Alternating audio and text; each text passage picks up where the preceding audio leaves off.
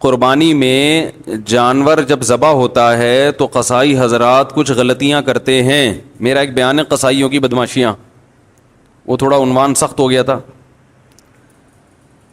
قصائی حضرات دو غلطیاں کرتے ہیں. ایک تو یہ کہ وہ جانور کی 4 رگیں کاٹنے کے بعد مزید کاٹتے ہیں پھر, اور اندر نرخرے میں اس کے چاقو مارتے ہیں تاکہ جانور جلدی ٹھنڈا ہو جائے. یہ عمل غلط ہے. اس کا نقصان یہ کہ جانور کو تکلیف بھی بہت ہوتی ہے.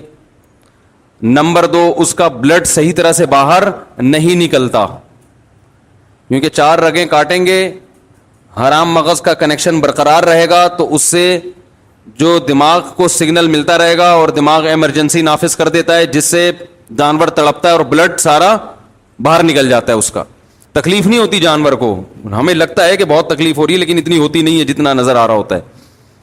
اس کی وجہ ہے کہ جب ہم جانور کی یہ رگیں کاٹتے ہیں نا, تو یہ جو دماغ ہے نا اس کو بلڈ کی سپلائی بند ہو جاتی ہے. سمجھ رہے ہیں؟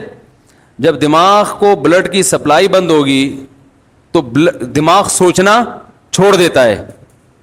دماغ کا صرف وہ حصہ کام کرتا ہے جو قدرت نے حادثات کے لیے رکھا ہوا ہے. ابھی تو دماغ کام کر رہا ہے نا آپ لوگوں کا, جو نارمل والا دماغ بھی الحمدللہ. تو پھر سمجھیں یہ بات کو. آپ نے دیکھا ہوگا بعض دفعہ ہم چاہتے ہیں, ریفلیکٹ ایکشن کا نام سنا ہوگا آپ نے, ہم نے تو 9th کلاس میں پڑھا تھا. وہ ایک ایکشن ہوتا ہے کہ لاشعوری حرکتیں. آپ کا ہاتھ کسی گرم چیز پہ آتا ہے, آپ کو پتہ بھی نہیں ہوتا, آپ ہاتھ کھینچ لیتے ہیں. اللہ نے ہمارے دماغ میں ایک ایسا حصہ رکھا ہے جو سوچتا بعد میں کرتا پہلے. سمجھ رہے ہیں؟ یعنی ہمارے سچی جو سامنے والا دماغ ہے نا, اس کے سوچنے سے پہلے وہ کام کر چکا ہوتا ہے. اس کی حص اللہ نے بہت تیز رکھی ہے, وہ ہمیں حادثے سے بچانے کے لیے ہے.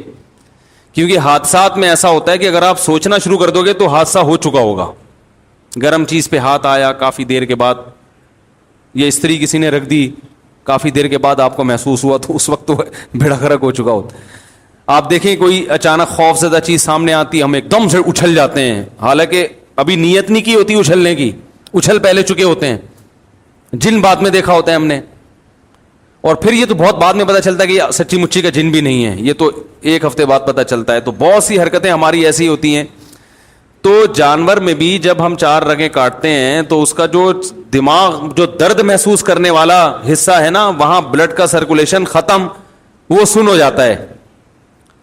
لیکن وہ حصہ جو ایمرجنسی نافذ کرنے والا ہے, وہ ایمرجنسی میں جو آرڈر دینے والا حصہ وہ کام کرتا رہتا ہے. وہ حرام مغز کی وجہ سے اس کا کنیکشن باقی رہتا ہے.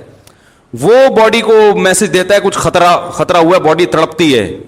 تو تڑپنے سے کیا ہوتا ہے کہ بلڈ اچھی طرح نکل جاتا ہے. کسائی کیا کرتے ہیں, وہ نوک لے کے حلق میں ماری اس کے, تو وہ جو اس سے وہ رگ کٹ جاتی ہے حرام مغز والی, جس سے دماغ کا مکمل کنیکشن باڈی کے ساتھ ختم ہو جاتا ہے. سمجھ رہے ہیں؟ اس سے باڈی تڑپنا ختم کر دیتی ہے, بلڈ اچھی طرح سے جانور کا نکلتا نہیں ہے. تو یہ طریقہ مکروہ ہے, ناپسندیدہ ہے, شریعت نے جو ذبح کا طریقہ بتایا ہے اس کے خلاف ہے. اب قصائی کو آپ اس بات کا پابند کریں کہ 4 رگیں کاٹے اور پھر وہاں سے ہٹ جائے. اور بہتر یہ ہے کہ سب قصائیوں کی بات نہیں کر رہا بھائی, جو میرا بیان سن رہے ہیں ان کے علاوہ کی قصائی ہٹتے نہیں ہیں, کیونکہ ایمرجنسی میں جلدی میں ہوتے ہیں. ان کو بہت قصائی اس دن دنیا کا سب سے قیمتی آدمی ہوتا ہے. ابھی دیکھو کوئی قصائی آپ سے ملے گا بھی نہیں, سلام بھی نہیں کرے گا, بولے کہ مجھے جانا ہے بھائی, میرے 6 کالیں آئی ہوئی ہیں, ان کو آرڈر بک کروانا ہے میں نے. عید والے دن جانور سے زیادہ مہنگا قصائی ہوتا ہے. تو اس کو 10 جانور اور گرانے, وہ اتنی ٹینشن نہیں لیتا کہ کاٹو پھر کھڑے ہو کے دیکھو کہ کب اس کی جان نکلے گی, کب ہم کھال اتاریں گے. وہ کہتا ہے ابے اس کا بس نہیں چل رہا ہوتا, پوری گردن کاٹ دے وہ. تو اس لیے بہتر یہی ہے کہ جیسی 4 رگیں کٹی ہیں تو جس کھونٹے سے جانور باندھا ہوا تھا اس کھونٹے سے تھوڑی دیر کے لیے اسی قصائی کو باندھ لو جو قابو میں نہیں آ رہا آپ کے. ہر قصائی کی بات نہیں کر رہا, صرف وہ جو قابو میں نہیں آ رہا ہے اس قصائی کو آپ وہ کھونٹا بھی کام میں آ جائے گا, اس کا کرایہ دیا ہوا ہے نا, پورا ہو جائے گا وہ. کیونکہ اس کے بغیر کسائی کو قابو کرنا آسان نہیں. وہ جانور پھر بھی آسان ہے, اس کو پکڑنا نا 4 آدمی اس کو پکڑے تو جانور کو کون پکڑے گا بھائی. تو سب سے بہتر طریقہ ہے اسی کھونٹے سے تھوڑی دیر کے لیے آپ نے جو قابو میں نہیں آ رہا اس کو باندھ دیں آپ, بولیں جب تک ٹھنڈا ہونے دو. ایک بات, ایک گڑبڑی. دوسری گڑبڑ کیا کرتے ہیں لوگ, قصائی حضرات جانور جب ذبح کرتے ہیں تو اکثر منہ میں پان اور گٹکا ہوتا ہے, وہ اللہ کا نام نہیں لیتے. وَلَا تَأْكُلُوا مِمَّا لَمْ يُذْكَرِ اسْمُ اللَّهِ عَلَيْهِ, اللہ فرماتے ہیں جس جانور پر اللہ کا نام نہ لیا گیا ہو وہ جانور تمہارے لیے حلال نہیں ہے. بھولے سے چھوٹ جائے تو ٹھیک ہے, لیکن جو منہ میں گٹکا رکھ کے نام نہیں لے رہا وہ بھولے سے نہیں چھوڑ رہا, وہ گٹکے کی وجہ سے نہیں پڑ رہا, وہ آپ کے جانور پہ اپنا گٹکا قربان کرنے کے لیے تیار نہیں ہے. تو اس سے بولیں زور سے اللہ کا نام لو, بسم اللہ اللہ اکبر, زور سے. اور یہ مرغیوں والوں سے بھی کہا کریں, ان کو بھی بسا اوقات دیکھا ہے منہ میں منمنا رہے ہوتے ہیں کچھ. بھئی اللہ کا نام جب زور سے لینے کا حکم ہے تو لے لو, کیا جا رہا ہے اس میں؟ گالیاں دیں گے اتنی زور زور سے, باتیں کریں گے اتنی زور زور سے. جہاں اللہ کا نام لینے کا حکم دیا بھائی زور سے لے لو, تو وہ ایسی منہ میں ہی گھما رہا ہے. تو مرغیوں والے کو بھی کہا کریں زور سے اللہ کا نام لیا کرو. سمجھ میں آ رہی ہے بات؟